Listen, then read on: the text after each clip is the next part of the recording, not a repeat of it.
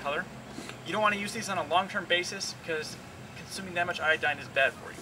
But for a short-term water purification in such a small bottle, it's pretty good. I've used these on trips up for a week drinking water in Mexico, and I never got sick. Where'd you get them? These you can get at Walmart or any major camping store. Okay. Simple compass is like $2, but it works. This was what I used in my trip to Mexico. Here I've got some antibiotics that I saved from my doctor visit a while back. If you can get antibiotics, you can't get them without a prescription now, but if you can get some, definitely hold on to them. Now, they may have an expiration date, so check every now to replenish your supply. What kind of penicillin? Let's see what are these. Cephalexin. I forget what this one is. There's got instructions on how to take them and so forth. It's really good in case you ever do get a deep wound and you can't clean the whole thing out. That's a gangrene, that type of thing is very serious. Okay, fish hooks. Wide range of fish hooks. Got some for trot line, some for bass-sized fish, and some really tiny ones for catching smaller bait fish type things. You can actually catch a lot of like panfish, sunfish, bluegills, and cook them up very easily. Pretty good. Even here in Cibolo Creek, I've caught a lot of those guys just by hand, by sticking my hands underneath the rocks and grabbing the fish. We saw a bass there when we went down. Oh, like this one. Minutes ago. Here I've got a lighter, but practice using your lighter to start big fires without lighter fluid can be difficult, so you need to identify various dry plants that will really work, flammable stuff. Juniper one. Another one is called Prairie Croton, Prairie Tea. It's got a lot of the resin in it, and I've used that a lot for starting fire. Got a roll of fish line. Now I just threw this together this morning. If I was really doing a survival kit, I'd take a lot of the line off of this spool because the spool takes up some unnecessary space, and I'd put it on a smaller spool. Knife sharpener. Definitely take a knife. You can take a whetstone too. I got a whetstone and I use that for my larger knives. Survival blanket. These are really tiny, but they're really effective. I went to Big Bend last fall. I didn't take a blanket or anything, just a survival blanket, and that was able to keep me warm enough. There's another. It was down into like 40s up in the mountains. And all I had was shorts and a t-shirt and this. If you can, I'd probably put a small blanket and a tarp in there as well. It just depends on how fast you have to move and whether you have a car to carry stuff. Of course, if you've got a car, you can carry a lot more stuff than this. I've got 50 22 high velocity hollow points, which you can actually take down large game with these. You'd have to have a rifle for them to go with, or to find a rifle.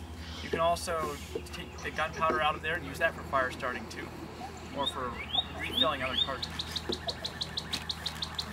Got 2 shotgun slugs for large game or personal defense.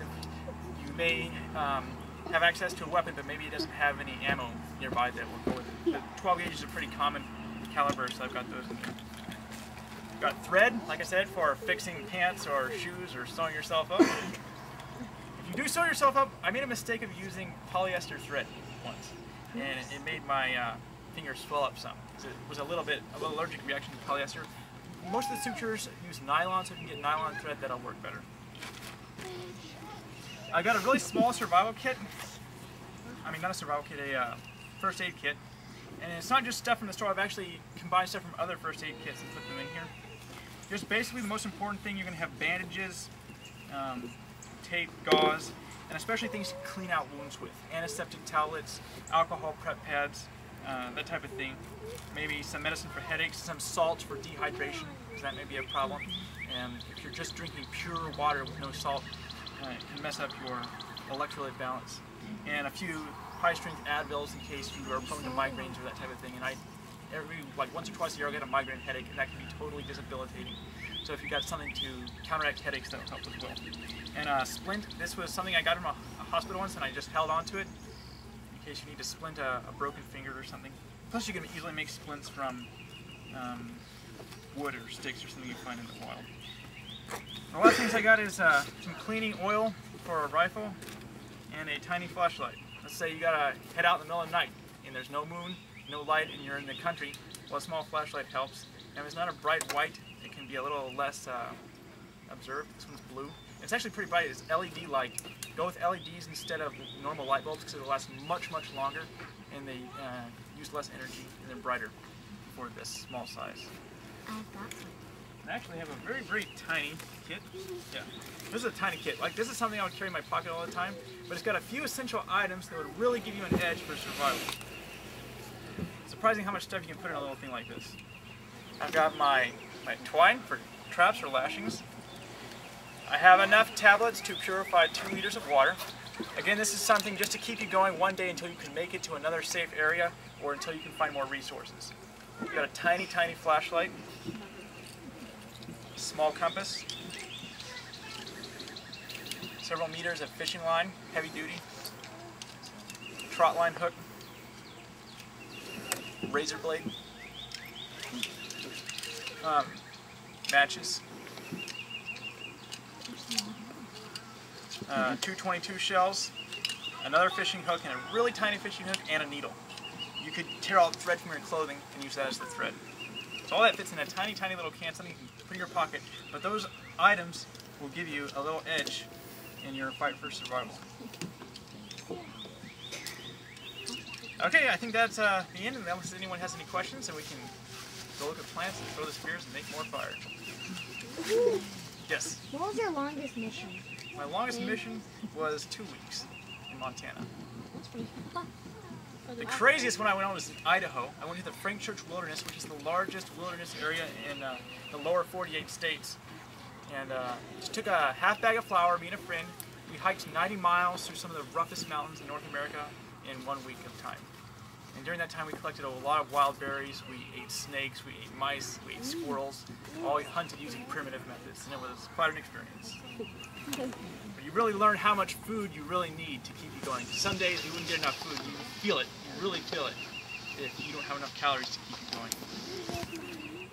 You would get dizzy or what? Yeah, you'll start to lose energy, become lightheaded. Every step will seem like you weigh 300 pounds. What about Wow. for broken bones, if that happens? I'm not an expert on that, so I'd recommend studying some wilderness first aid. I know you can try to immobilize it as much as you can, keep them from moving it. So, you know, I don't know about setting bones, but as far as immobilizing it, maybe you can put it in a sling if it's not too bad, or tie a stick onto it, some padding underneath it. You don't want the stick actually touching the skin, because you'll cause skin sores. And if you can put some padding between your skin and then put a stick, wrap that on there to immobilize the breaking.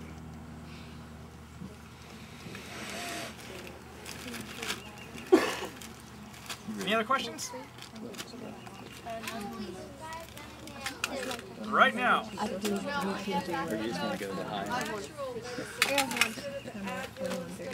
Those in your earth oven with the sotol, if you eat too many onions in large quantity, they can be toxic, and they also have a substance you can't really digest called inulin. A small amount of that will be converted to starches when you steam it, but not all of it, and it will make it more digestible. It'll have more calories, and it will caramelize the onion, so it will get some sugars. It'll taste sweeter than the plain old strong onion flavor that's raw. You can also use this part like chives, the green part. But if you smell it, if you crush it and smell it, you can smell the onion smell.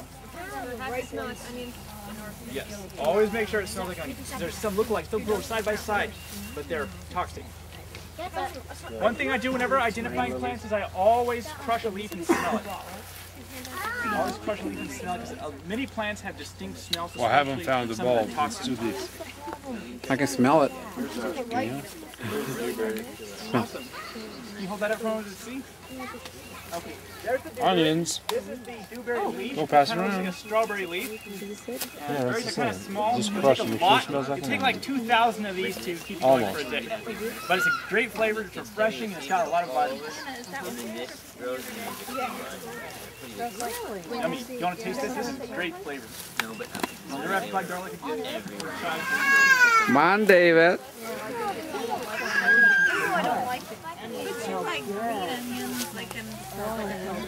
This one is the wild grape. And they'll be ripe in the fall. I don't see any grapes on this one, but there's some really tall ones with thick stalks. Maybe hundreds of years old, will be way up in the trees, but they'll drop when they're purple. Fine. There's the juniper tree, or the ash juniper, it's called cedar. This is the one that I use for the bark for fire starting. The very best fire starting material right here. These turn red when they die. Let's say red and bright. The best stuff for fire starting is like a natural lighter fluid. Bad odor. You'll see a yellow grasshopper that feeds on this tree often, bright yellow. So I avoid eating that grasshopper. And when it gets more ripe, these will kind of fan out. It's like almost like a sorghum or a wild millet type flavor.